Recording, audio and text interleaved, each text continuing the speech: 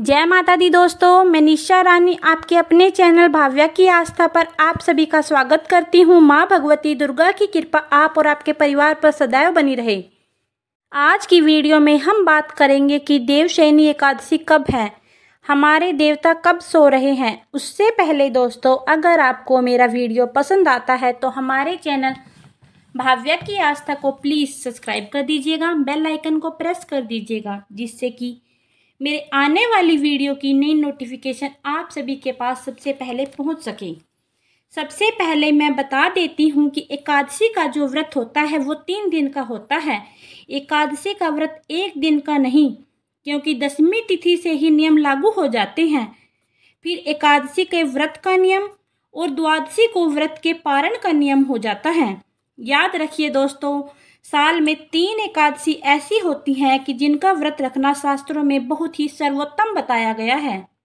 वैसे तो मैं हमेशा बताती हूँ कि एकादशी जो है वो सभी व्रतों का भी राजा होती है, लेकिन उसमें भी 3 एकादशी ऐसी होती हैं जो कि बहुत ही ज़्यादा सर्वोत्तम होती है। उसमें से एक होती है निर्जला एकादशी, जो कि अभी गई है कुछ दिनों पहले। दूसरी एकादशी होती है देवउठनी एकादशी, जब हमारे देवता उठते हैं कार्तिक महीने में, जो देव दिवाली होती है, उस एकादशी को देवउठनी एकादशी कहते हैं।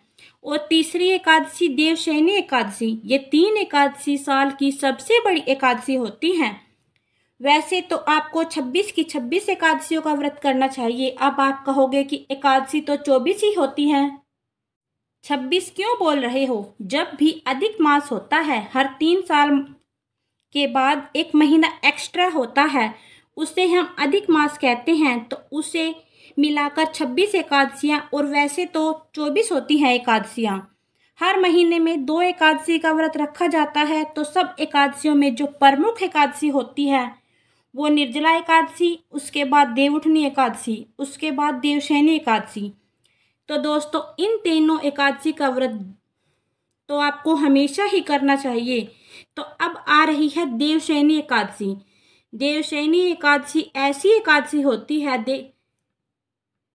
देखिए, प्रत्येक एकादशी में ना भगवान विष्णु की पूजा की जाती है, लेकिन देवशयनी एकादशी एक ऐसी एकादशी है जिसमें भगवान विष्णु के साथ साथ भगवान शिव की भी पूजा अर्चना वंदना करनी होती है।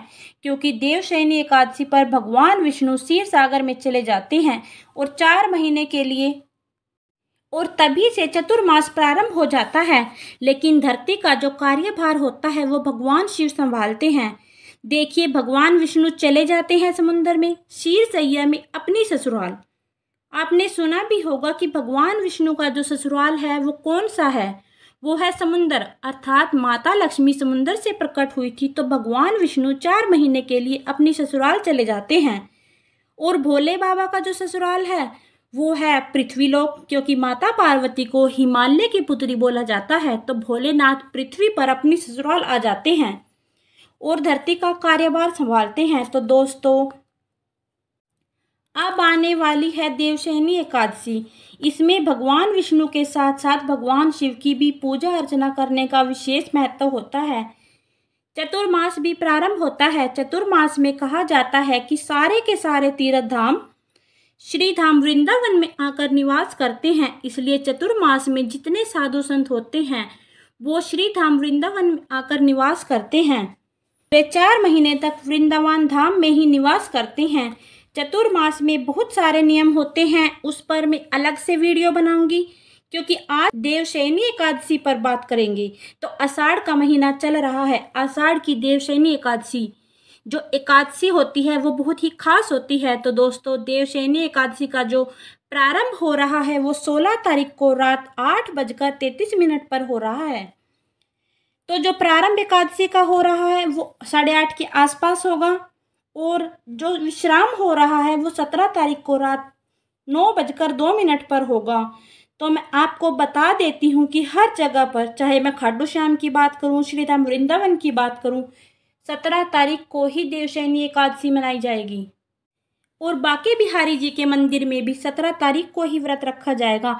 उज्जैन महाकाल के मंदिर में भी 17 तारीख को ही व्रत रखा जाएगा।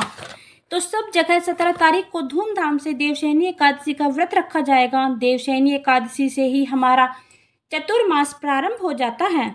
उस दिन जो हरि विष्णु भगवान जी से प्रार्थना करनी चाहिए कि हे भगवान, एक रूप में तो आप निंद्रा में जाइए, दूसरे रूप में आप हमारे साथ हमेशा बने रहिए। एक बात हमेशा मैं बताती हूँ कि एकादशी का जो व्रत होता है वो 3 दिन का होता है। पहले दिन दशमी से नियम लागू हो जाते हैं, जैसे कि पृथ्वी सेन, मांस मदिरा न खाना, लहसुन प्याज का सेवन नहीं करना, संपूर्ण ब्रह्मचर्य का पालन करना। उसके बाद एकादशी होती है, संपूर्ण व्रत करना होता है, बाल गोपाल को पंचामृत से स्नान करवाना होता है, पूरे दिन किसी की निंदा चुगली नहीं करनी होती। इस देवशयनी एकादशी में ना आप अखंड ज्योत जरूर जलाएं, क्योंकि जब भी कोई खास एकादशी होती है मैं आपको कहती हूँ कि अखंड ज्योत जलाइए, लेकिन शाम के वक्त बोलती हूँ। लेकिन जो ये बड़ी एकादशी है तो इसलिए आपसे कह रही हूँ कि सुबह से ही जब आप पूजा अर्चना करेंगे तभी से आप अखंड ज्योत जरूर जलाइए। उसके बाद किसी योग्य ब्राह्मण को भोजन करवाकर द्वादशी तिथि को व्रत का पारण किया जाता है। सही समय पर ही पारण करना चाहिए। तो दोस्तों 17 तारीख को ही देवशयनी एकादशी का व्रत मनाया जाएगा। फिर मिलेंगे एक नई वीडियो के साथ, तब तक के लिए नमस्कार, जय माता दी।